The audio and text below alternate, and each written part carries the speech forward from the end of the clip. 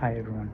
For my Canadian play synopsis and review, I chose Bug, written by Yolanda Bonnell, a two-spirit Anishinaabe and South Asian playwright from Thunder Bay, Ontario.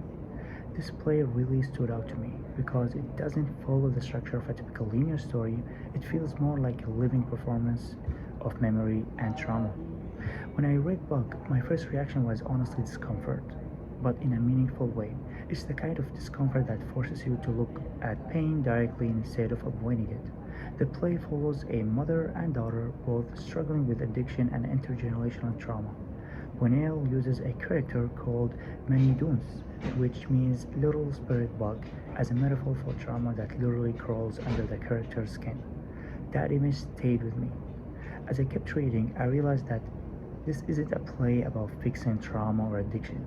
It's about acknowledging how those things live inside people, how they shape behavior, identity, and relationships.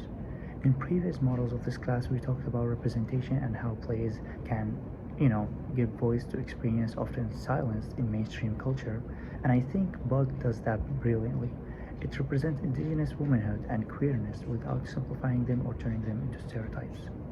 From a performance perspective, the play uses a lot of physical and symbolic theater.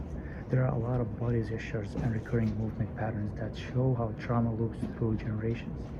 Instead of relying on dialogue between characters, Bonnell uses embodiment. The actor's body becomes the space where pain and healing coexist.